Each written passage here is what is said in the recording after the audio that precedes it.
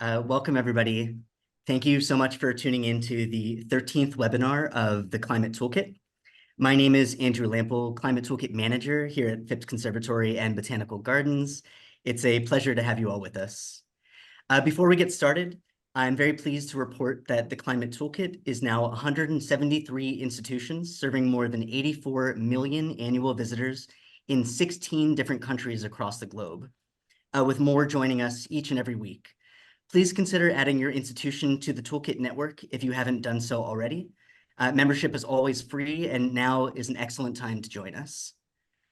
Our conversation today will center around youth climate engagement and why it's critically important to include youth voices in our collective journey towards climate action and environmental justice.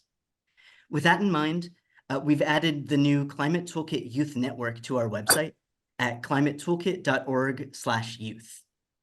This new network seeks to do for youth groups at your institutions what the Toolkit does for you. That is, allowing young people to connect, share, mentor, and learn together. If you have a climate-oriented youth group, we encourage you to enroll them in this network. If you're looking to start one, we hope today's presentation will inspire you to take the next step. As the presentation begins, please use the Zoom chat function to enter questions, which we will answer during a Q&A panel discussion after the talks have concluded. And now I'd like to send it over to Jennifer Torrance, Youth Climate Advocacy Committee Coordinator here at Phipps, who will set the stage for today's discussion and introduce our panel of speakers. Jennifer? Hi, everyone. It's so great to be here today. Thank you all for coming to this. We're really excited about the work we've been doing with young people. Just give me 1 second to go ahead and share my screen, and we'll go ahead and get started.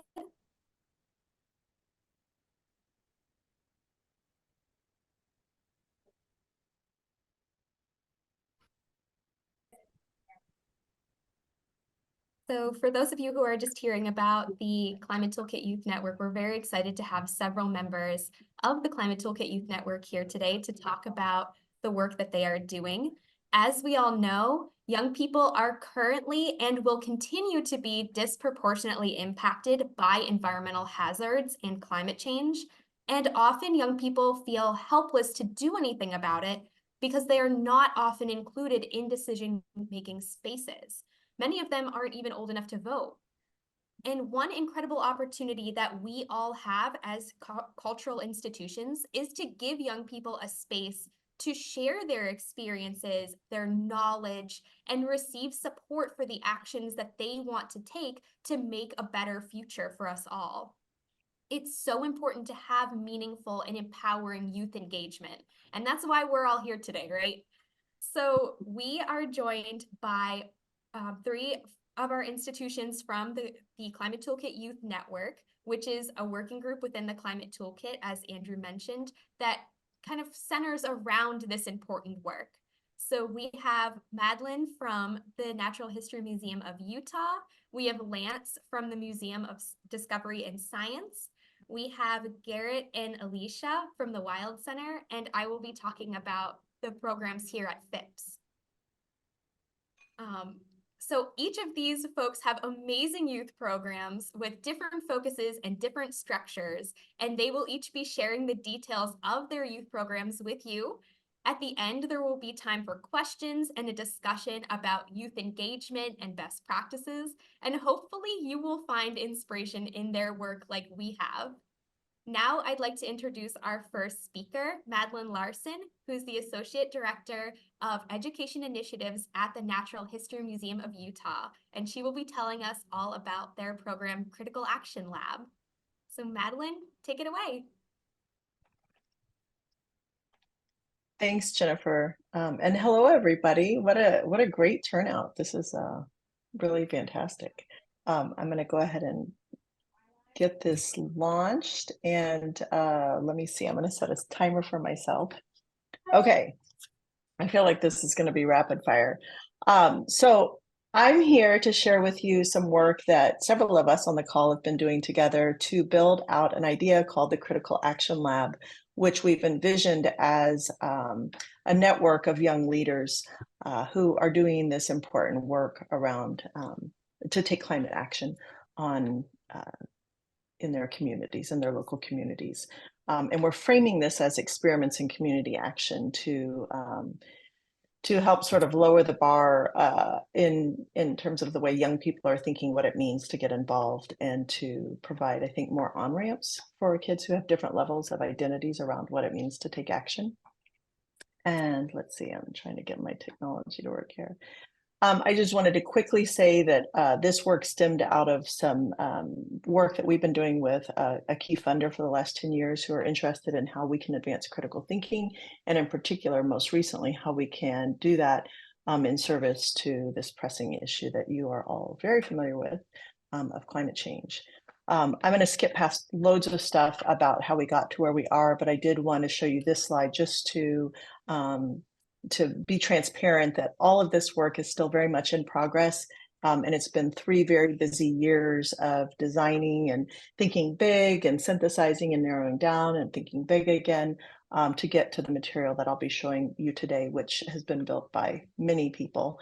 I just happen to be the voice of all of them today. So let's start first by breaking down this name, Critical Action Lab. We really want to support young people in thinking critically about the work that needs doing.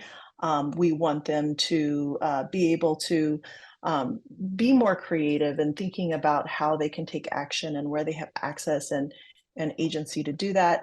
And then, like I said, this idea of a lab is to give them this sort of implicit permission to experiment, to become friends with failure, and to not see this as a setback, but as part of their journey, as we all are on, to figure out what works and what doesn't. This crazy diagram represents our best idea right now about the organization of the network, or the network model. And let me just show you a couple of things in this. We're imagining this Critical Action Lab network as having partner organizations. So the Wild Center, Phipps, and Mass Audubon are our current partners in this testing. And each of them have their own local programs to engage their youth in climate action for in ways that are relevant for their communities. And we've considered them for the lab to be a group of teen fellows that are agreeing to work across organizations for some common goals, which I'll get into in a minute. And each of those organizations then engages all of these little light gray people, which are to represent participating peers. And this will all make a little more sense. So that's sort of our thinking around the network model. But goals of the Critical Action Lab are in complement to what's happening in local programs, so that this isn't instead of, this is in addition to whatever work is going on locally. So Jennifer's teens, for example, are very much in their own program, their own brand around that, but as part of the network, they agree to do a few things each year. And one is to engage in activities that can lead to more effective action. Another is to broaden engagement in action. Some of that is more broadly defining what action is, to make, like I said, those entry points feel more achievable. But then also, if you think about that horizontal band between the fellows, it's to help network all of these youth leaders across communities so that they can begin to learn from and encourage one another in the work that they're doing, unmediated by their adult allies. Our engagement model came out after just loads of testing around, I don't know if any of you are familiar with format thinking, but really thinking about what are teens interested in right now, where are they meeting up, where are they becoming inspired, what are they consuming, what do they need?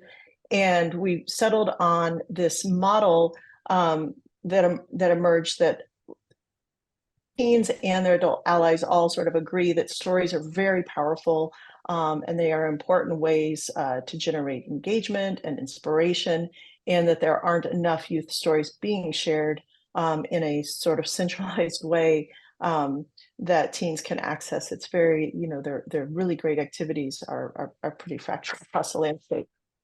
Oh, I need to hurry.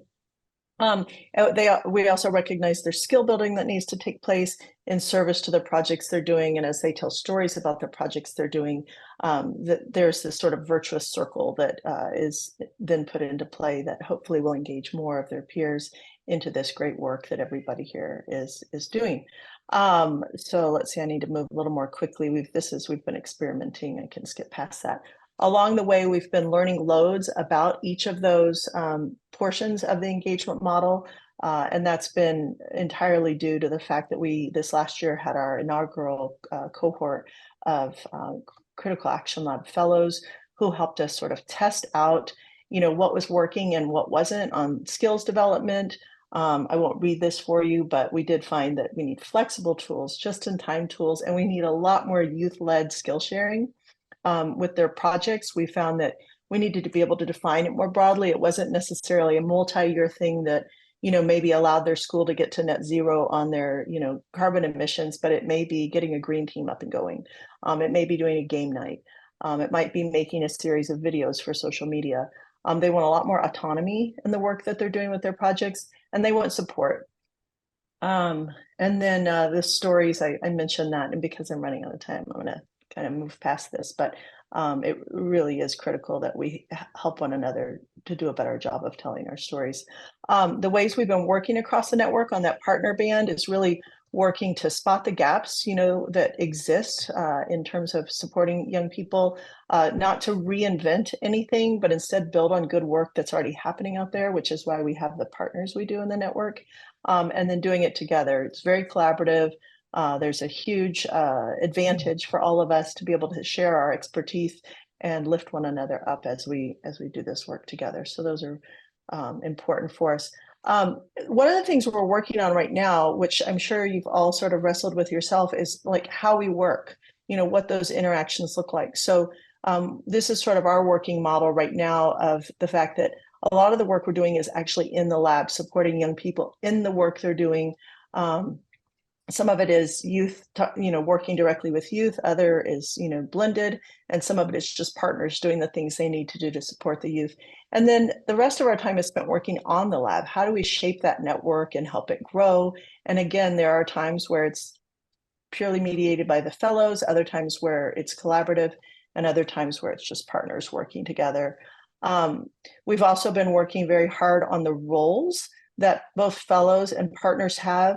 And so we see project work as being a very local orientation for a fellow. Committee work, which is something we're going to test out this year to help fellows work across the network on key projects, is another role they play. And then they obviously work across the network. And I'm going to move past because I'm just going to keep talking too much about that.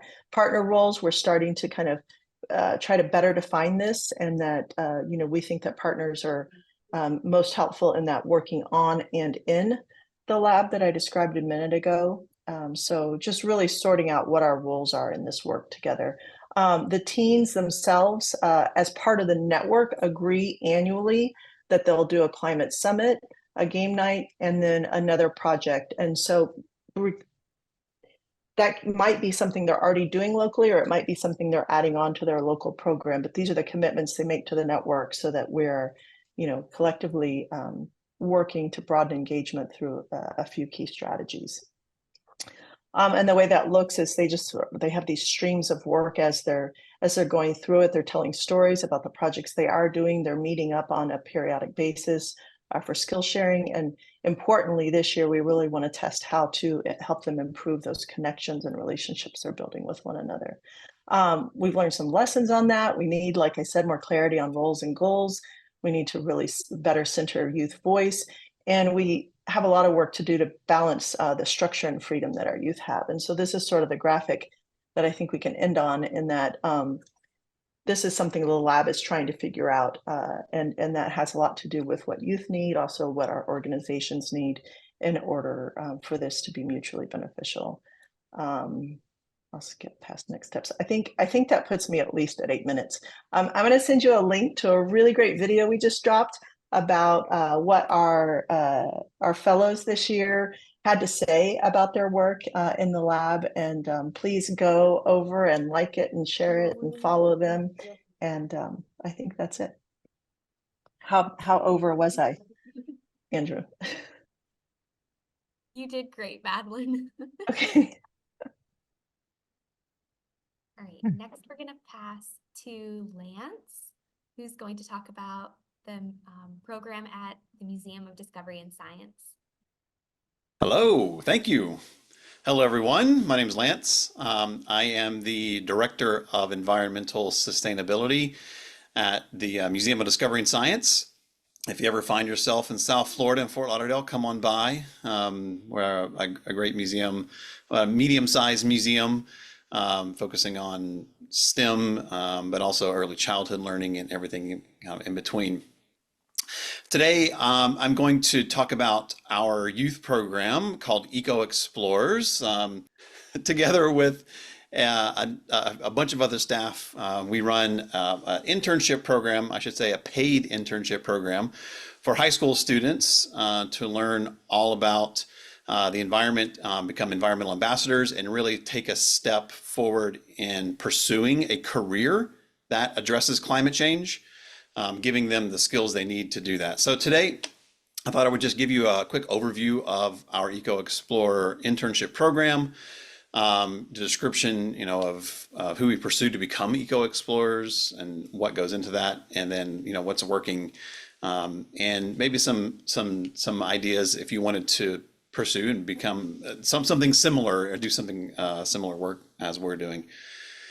So the mission of the Eco Explorer internship is to foster environmental stewardship by building environmental ambassadors that are prepared to start a career in sustainability and resilience, right? So it's a year-long program that focuses on rising 10th, 11th, and 12th graders in the Fort Lauderdale area that are interested in the environment, right? So they come in, and they will very readily admit some of them are just there for a paycheck and think it sounds interesting. So that's the hook, you get them in.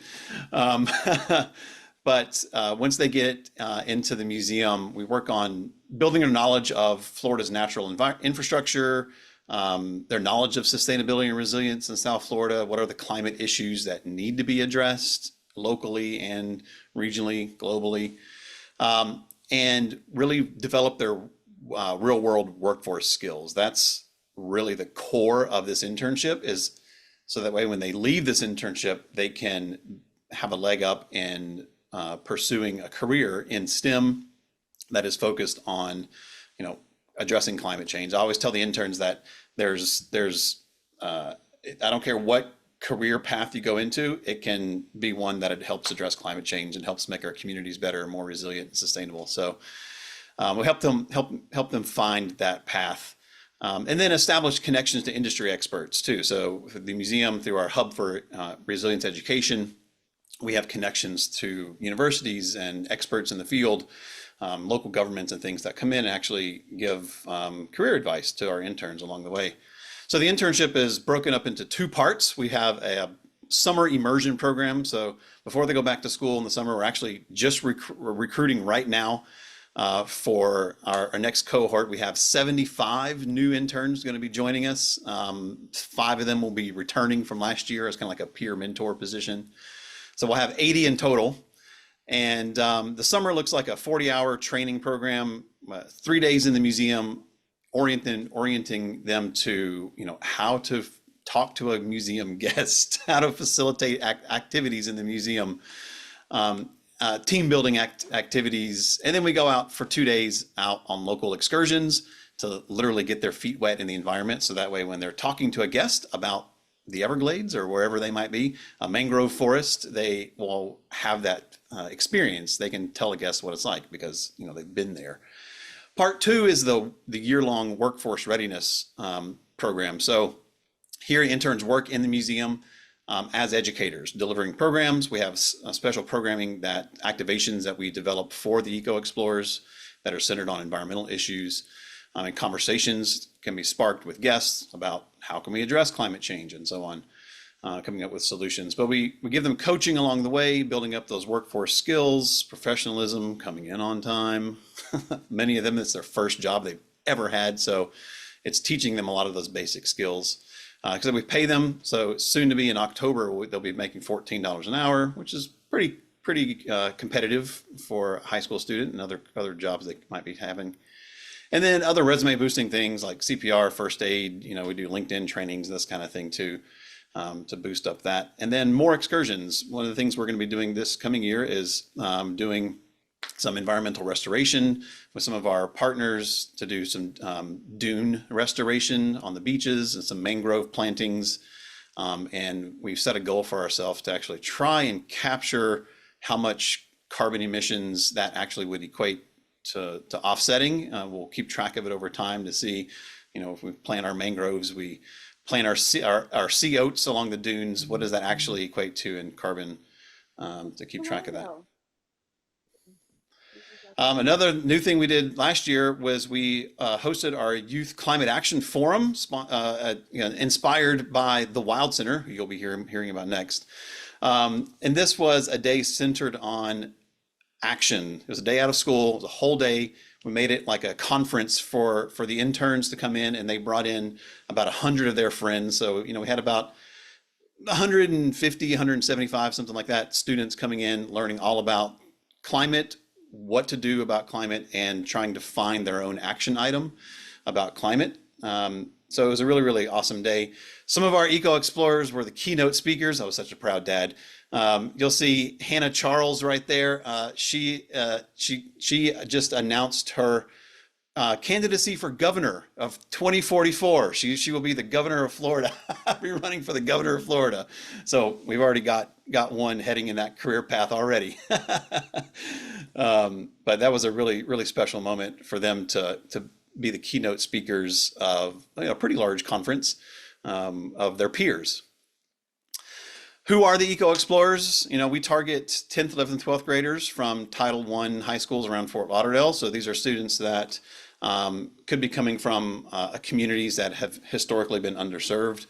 And we want a true representation of our community. So we're very happy to say that we will keep recruiting in this way, that our program is majority minority, because that's what South Florida is.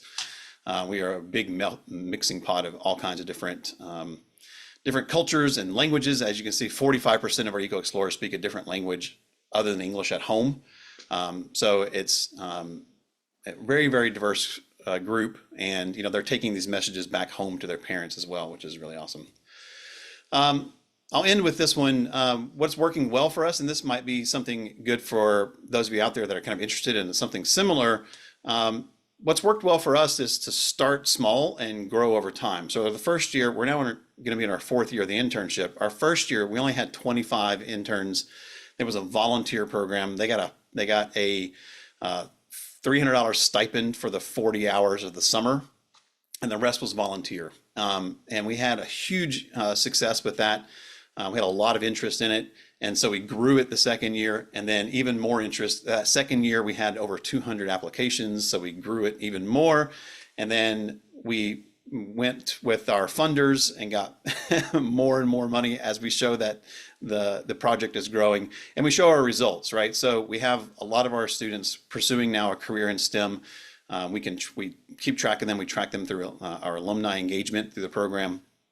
And it's been really successful. We're very lucky that we have a lot of support in this area from our leadership and the museum, but also from the community as well. So that would be, if you are interested, you don't have to start out at 80 and start paying them right off the bat. Start small, start with a group of 10 if you wanted to, go into those students, go into those schools that might be interested, contact teachers. That's how we recruit. We contact teachers, we contact brace advisors, magnet coordinators, all kinds of things, and identify the students that, that really want to be part of the program to join and give them those workforce skills. So that's it for me.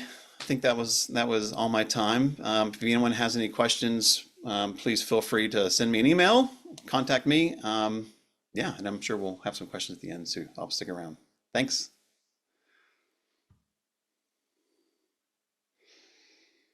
Thanks, Lance. Next, we will have Alicia and Garrett from the Wild Center. Hey everyone. So my name's Garrett, and I'm here with my coworker Alicia. We're from the Wild Center, and I'm just gonna quickly do a brief overview of the youth climate program we have, which is a robust program working on the international, national, regional, and statewide levels. And then Alicia will dive into our fellowship program, which we just started this year. And so we've been doing a lot of work with young people informally here at the Wild Center. So what is the Wild Center?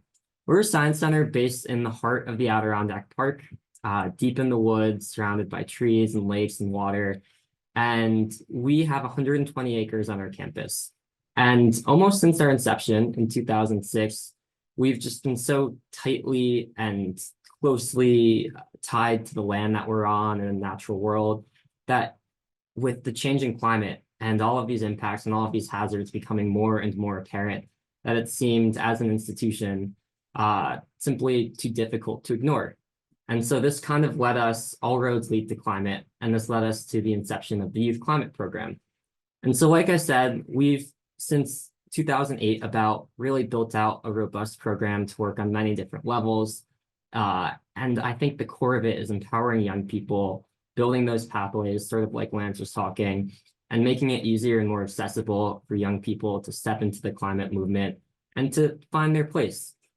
So there's a couple of different ways that we create these pathways and opportunities for young people. I think the main one is our youth climate summits.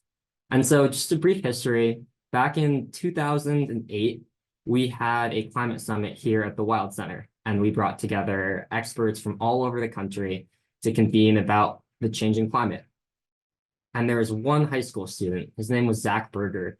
And after the whole conference, he was inspired and had loved it and went up to our director, Jen Kretzer, who was in a different position at the time. So this is so great, but we're all the young people. And so luckily there was a donor who was overhearing the conversation, and this led to the first Youth Climate Summit in 2009. And so with the Youth Climate Summit model, we have just under 200 different youth climate summits all across the globe. And it's this really great model for institutions, for groups of students, even for teams as small as a high school green team, to have a framework that they can step into, to learn, to experience climate solutions. And I think the core of it is to connect with each other, to equip and prepare them to become the next generation of climate change makers.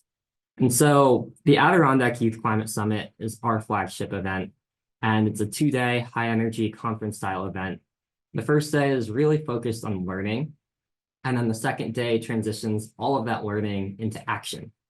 And so for us at the Wild Center, the action piece is really important, right? We can talk about climate impacts and hazards. We can talk about all the scary doom and gloom that might be finding its way into our futures. But then at the end of the day, we're left with the question of what do we do about it? And so, like I was saying before, the summits culminate towards action. And the framework that we provide with action is climate action planning. And so I'm sure a lot of you have heard about it, but for young people and for green teams, environmental clubs, anyone attending these youth climate summits, it's really this incredibly powerful tool that allows them this easy kind of plug and play framework so that they can go back to their homes, their schools, their local communities with hope in mind and a plan in hand. And so we like to use climate action planning because it catalyzes and serves as one of these pathways that I was talking about before for young people who might not know what direction to go in, to have clear steps on how to make big, small, system level, local level changes in their communities.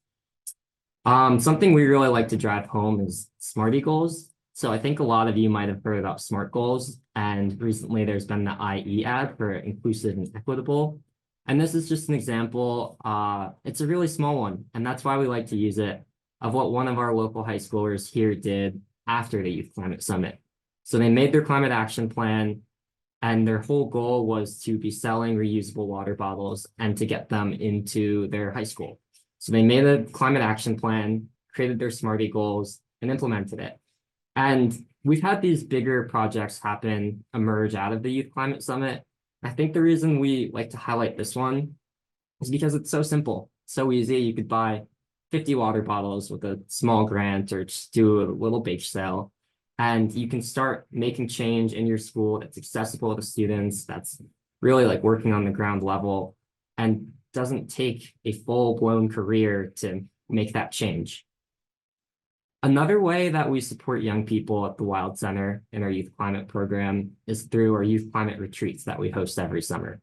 So these are 4-day, 3-night retreats. And the way I like to view it is through the lens of experiential learning. We're really privileged to be able to live in somewhere where you turn any single corner and you see a mountain, and you turn another corner and you see a beautiful lake. And so for us, it's really important to take advantage of the natural classroom that we have access to and use that to drive home these points about climate resilience, climate change, education, and broadly, just what it means to be growing up in the climate crisis. This year, the focus of our retreat is the interconnectedness of the planet. And so we have a 4-module workshop running through the 4 days, as well as trainings, guided hikes, fun times. So we're going to go canoeing and field trips to the Wild Center and a local state historic park called John Brown Farm. And so I think what's really special about this, more than all the design, more than all the planning, at the core is bringing young people together, giving them space to work through the really big and heavy questions that they're grappling with, and then connecting them with some experts and some decision makers and some important people who have, more wisdom than you might have as a high schooler, and seeing what kind of intergenerational solutions, ideas, and questions emerge out of this connection. So what, to me, before we get into the fellowship, I think is really important in our work, and we really try and center, is not just throwing these events for the young people, but it's also including them in the design and planning process. And so when we plan our Youth Climate Summit, we have a summiteer committee. When we plan the retreat, when we plan any of the events we host or the panels we do, we bring young people into the ground level so that they can help inform our work, and so that it's not just, a bunch of adults talking in a room about the things they think young people need, things they think young people would like to see, but rather informing our decisions and our planning process with their really valuable insights. And now, sorry, I went a little over. I'm going to pass it off to Alicia to talk about our new fellowship program. Yeah, thank you, Garrett. So as Garrett just said, our new fellowship program. Garrett and I started on the same day back in early September. And before that, the climate team at the Wild Center had the capacity for incredible amounts of work, but none of that involved a full year-long fellowship program. The way that they pulled in the youth voices were these retreats. We're having these quote unquote summiteer meetings where local high schoolers were actually the building blocks of our Youth Climate Summit so that their youth voice came through. But now our team is so big that we actually can have a year-round paid teen fellowship program. So we had our teens vote, and they voted on the name Climate Teens Youth Fellowship Program. So we have 10 high school fellows right now. They do get paid for this fellowship, and it's year-round rather than just the 2 months leading up to our summit. And the big focuses for what we're building toward are leadership, workforce, and civic engagement skills for our next generation of these climate change makers. We've been really lucky to have so many different events for these youth to be able to participate in. We've brought them to different summits. So not just our Adirondack Youth Climate Summit, we've brought them to the Central New York Youth Climate Summit, hosted at ESF. We brought them to the Ashokan Youth Climate Summit, which was down in the Hudson Valley. And it's also showed the diversity of what summits can be. Central New York is a 1-day summit that's the length of a school day because that's what they have the capacity for there. Whereas Ashokan was a 3-day, very campy vibe. We're contra dancing in the evening. So it really highlights the different ways that you can host a youth climate summit. And so the teens we bring, they are helping us with workshops. They're leading the climate action planning sessions. And they've also been able to participate. We here at the Wild Center last month hosted NOAA Global to Local Conference. So we had an international conference with over 120 professionals that have received grants through the NOAA Education Department.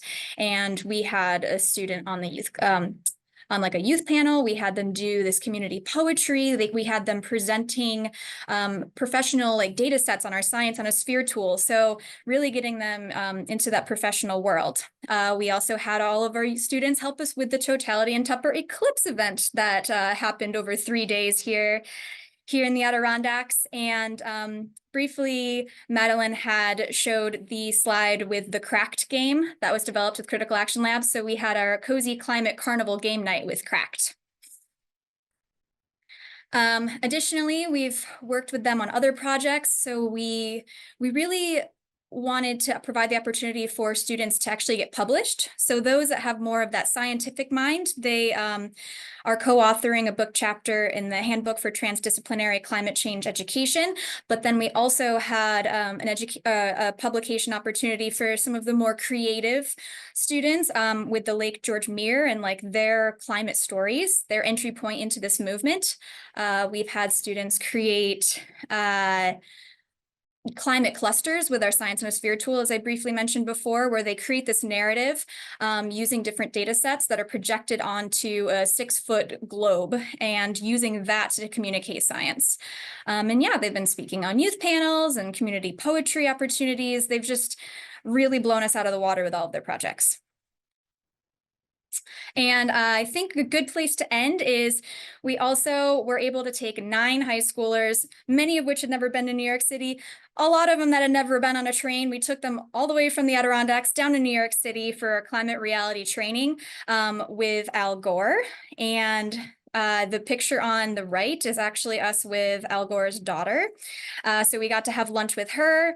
Some of the students got a picture with Al Gore. So like you could see how inspired they were. Not only did they get closer with each other and they got to talk with other youth, but they actually were trained in like effective climate communication. And so this has definitely been a highlight for a lot of them. And we're really, really grateful that we were able to get funding to take all of them. And I think I will pass it back off to Jennifer.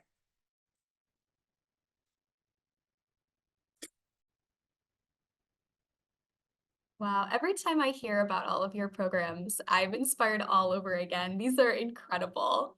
I would love to share with you some of the things that Phipps is doing here with our Youth Climate Advocacy Committee, and then we'll have time for questions. So this is our Youth Climate Advocacy Committee.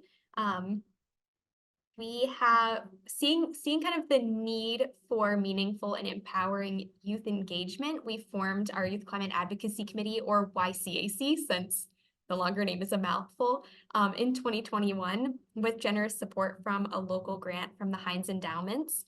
And to give kind of an overview of this committee, we run October through April. We meet 2 to 3 times a month, usually from 6:30 to 8:30, or for about 2 hours in the evening. And this committee is for high school and college age youth. They do not have to be currently in school to participate. We pay a small stipend for them to attend. We have different leadership roles within the committee. So a committee member, or like especially like a newer committee member, would be paid $400 for the year, whereas a team lead, someone who's returning, could be paid more, like $600 for the year. And then we have 2 youth leaders that are very committed to helping with this committee, and they put, sometimes over 100, this year actually over 200 hours by one person into helping with this committee, and they are paid hourly. So we're very lucky that we're able to offer that. And this committee focuses on youth-led climate action on the issues that they care about and that they see as needs in our community. So what Phipps does is we're able to provide the support and resources that they need in order to accomplish these things.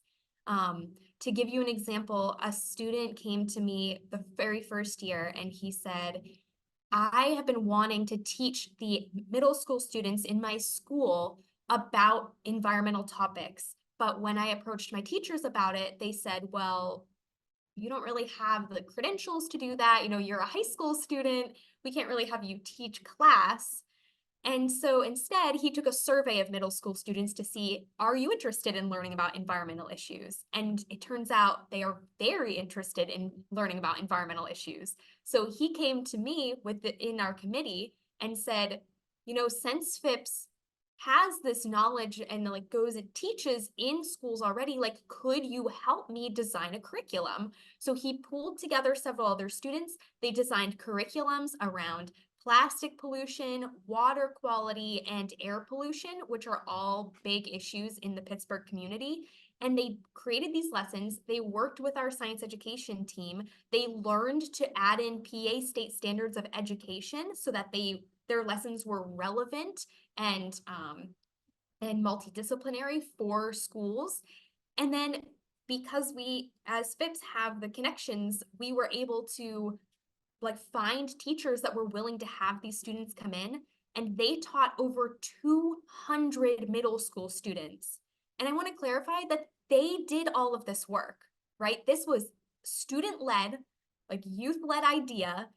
We just provided the tools they needed and kind of that like Phipps stamp of approval, and we got them in the door. They did the rest. Like that is what this committee is all about, is taking those goals that young people have and finding a way to make them happen. And so that's really what we focus on, as well as providing opportunities for growth, opportunities to learn more about climate change and environmental justice issues, and speaking and other opportunities. So to show you some of our goals and principles, we really try to highlight the concerns of young people. We try to bring together young people from all different neighborhoods in the Pittsburgh area, different grade levels, different schools, because they all will have an opportunity to learn from each other. And we really try to empower each other. We focus on fairness and inclusivity, and most of all, at being youth-driven. We use Roger Hart's ladder of young people's participation. If some of you haven't seen this before and you're thinking of forming your own youth group, I highly recommend taking a look at this. This makes sure that the young people you're bringing into your group feel valued and empowered, that they are part of your decision making, and that you can work as allies with those young people to make sure that whatever you're creating serves their needs. So this is a great model. Highly recommend looking at it and really thinking about each step of your process and how you can be a good ally to the young people in your group.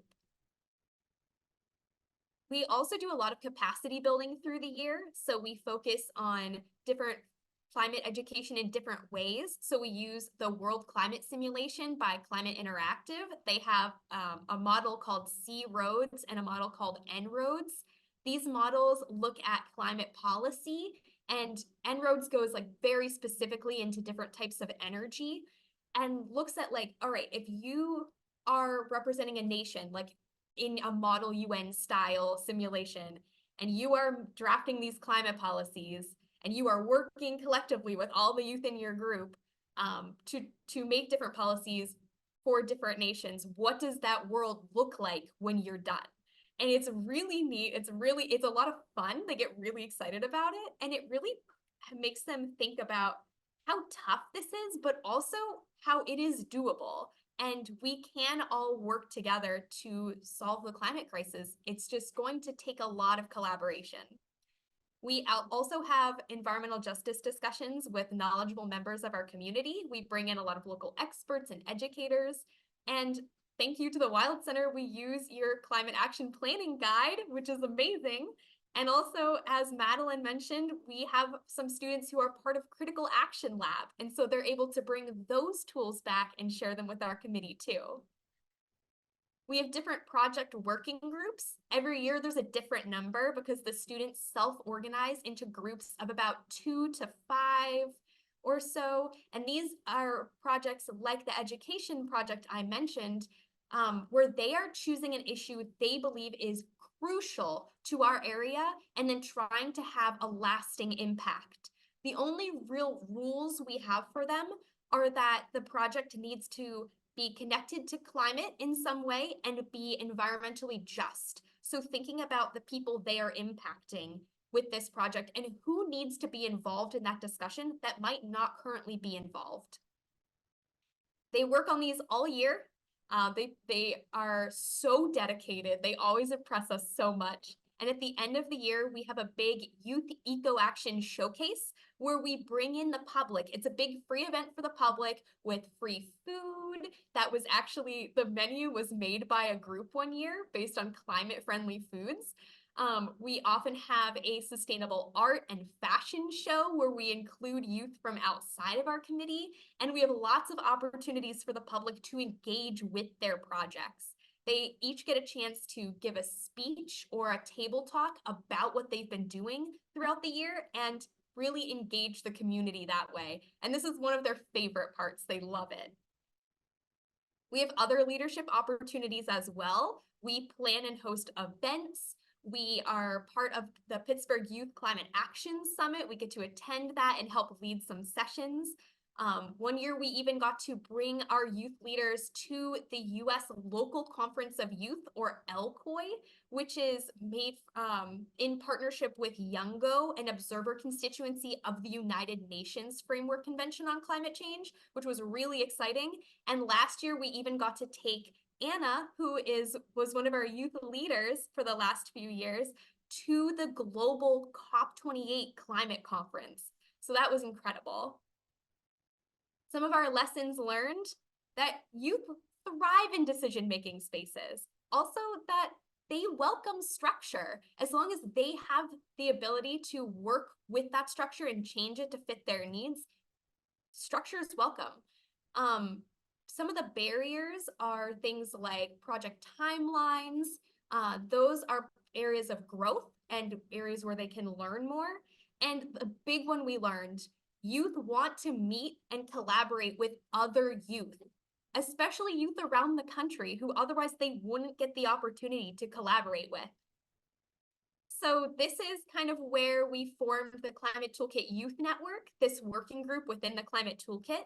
And so that you all know, once you form a youth group, if that's something you're thinking of doing, you are not alone. We have this whole network for not only the coordinators to share resources with each other and talk about some of our successes and challenges and kind of ask for advice from each other, but also to connect our young people together. So if Lance's teens are working on a project in the Everglades around water, and my teens are really interested in doing something with the water here in Pittsburgh, they can talk to each other about what sorts of things they've worked on. And they can say, oh, you know, the Everglades is a different ecosystem than the rivers in Pittsburgh, but a lot of this is connected. A lot of these same methods we can also use. So that's kind of the goal of this network. And it has already been so rewarding. I've learned so much from everyone who's part of it, and I'm so grateful that you are all part of it. I just want to quickly share a few other ways that you could utilize the Climate Toolkit Youth Network if you want to join. You can do interviews with different youth around the country that are part of these different groups. We hope that you will participate in and amplify each other's work. We hope that our youth will collaborate on worldwide projects or participate in each other's projects, and also share opportunities, events, and other networks they can be part of, like the Critical Action Lab, to really show that there's a lot of work out there and you can uplift each other that way. And we also hope to do some youth-led virtual meetups or summits hosted by a different youth group each time to talk about issues that they feel are most important. So now I want to switch over to our group discussion, which is, where do we get started forming a youth climate group? So for anyone who is interested in doing this, I want to kind of kick off this question for the folks who've already spoken. How did you all get started, or what advice do you have for getting started forming a youth climate group? I think something that really helped us, since we just started this program this year, was just getting as much information as we could about what our young people are needing, where they're at physically, emotionally, mentally. And a great avenue to do that through is talking to teachers. These are the people, educators, who are working with young people day in and day out. They know all of them inside and out. And so I think what really helped inform our process was going to all of our local school teachers, all of the green team and environmental club leaders, asking them what are the big issues young people are really struggling with? What do you think they need to learn? And then with that information, building a syllabus and pedagogy that's informed by educators.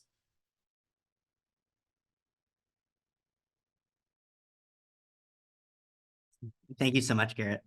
We're having a few questions roll into the chat right now, so I'll just go in the order that I received them. So we have a question first from Ingrid. In the youth climate activities I've been involved in, the majority of participants have been young women / people who identify as female. How can we get more young men engaged in climate action?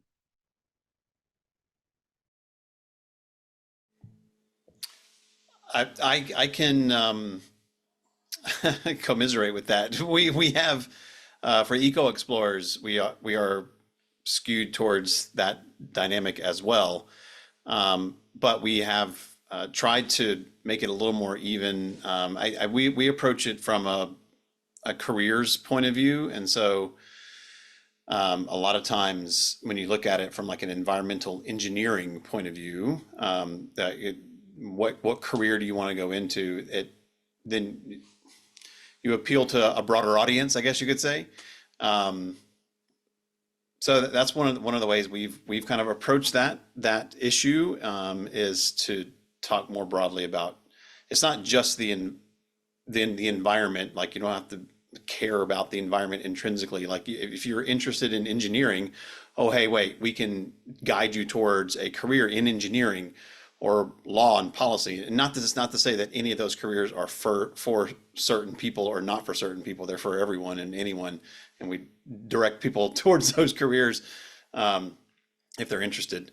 But I don't know. That's one of the ways we've kind of tried to frame it. But yeah, it is a challenge. That's great, Lance. Thank you. Yeah, I definitely hear you there, Lance, as well. We only have 2 boys, male identifying people out of 10 students in our program. And I think our angle is thinking about entry points. That's similar to what you said. There's a lot of different entry points that I think appeal to a male identifying audience. We're up in a very rural part of America. And so for a lot of people, just that like woodsman, that idea of the woodsman or hunters and fishing and sports. We're in the winter sports capital of the world in the Adirondack Park in Lake Placid. And so there's so many young boys, young men who are interested in fishing, hunting, winter sports, even just sports in general. And these are all deeply tied to climate, our land and nature. And so I think framing it through those lenses is a really helpful appeal to finding different entry points that aren't just, I want to be an environmental scientist, or I love plants, I love birds, I love trees. There's all these different ways to get involved. And I think helping crystallize and being really clear about what that tie-in is. So like, if the winters are warming because of climate change, that means cross-country ski season is a lot shorter, and you love skiing. And so what does that mean for you? And just to add on to that a little bit, we do allow our youth a lot of agency and choice in what they're doing. And so hopefully that will help with the retention, and then maybe also the recruitment. So maybe they're going to recruit their family member, their friends, etc. So hopefully moving forward, we'll have a little bit more of a balance. And well, I mean, one thing too, I mean, if you already have an established youth group or you're looking to recruit, I mean, go to if you want to bolster certain populations within your group, go to them, right? Go speak to a boys club of something, go try and find where they are and go speak to them, right? That can also help. That's great. Thank you all for sharing. And this ties into our next question pretty nicely. For all of our panelists, how did you go about promoting your programs in the earliest of days in order to get students interested in being a part of it? Worked a lot with teachers. Sorry, Andrew. We worked a lot with teachers who we already had a really great relationship with because of other programs that we do in kind of the school community. And that was really powerful to like have those connections already and be able to talk to those students. And then also just other members of the community who had been part of our summer camps or things like that. Were also like folks who ended up joining our program, but the teachers were key. We appreciated them a lot. Yeah, I'll echo that, Jennifer, too. That the teachers, if you can get in front of students and get in front of teachers, um, if they have to apply to be part of your program or just fill out some sort of interest form, like a lot of times teachers don't have. I mean, a lot of times, I'll speak for our school district. They don't have a lot of capacity to print, and when they do print stuff, it's in black and white and doesn't look nice. So if you have this really beautiful flyer you made and you want to distribute it digitally or not, or physically, like get in front of the students, hand deliver those things to teachers, set up appointments to speak to classes. That's how we recruit. We recruitment is open for 3 months, starting in the spring, and we get a trickle here and there. But as soon as we go visit a school, it's like an onslaught. They all just pile in, and so I think the students really appreciate that too when you're talking to them in person, and you can answer their questions. That's really helpful.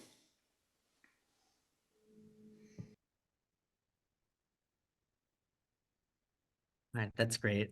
So we are at 2 o'clock. So in the interest of everybody's time, we'll start wrapping it up. We do have several other questions in the chat.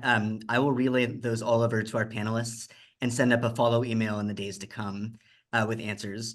Also, please feel free to reach out to my email, alample@phipps.conservatory.org, which I'll put into the chat right now. If you have additional questions, I'll be happy to relay those as well to our panelists of speakers. So just a quick word of farewell. I want to thank everybody for attending this Climate Toolkit webinar on youth climate engagement, and very special thanks to all of our panelists for joining us today, sharing your amazing work and your presentations. We really appreciate you.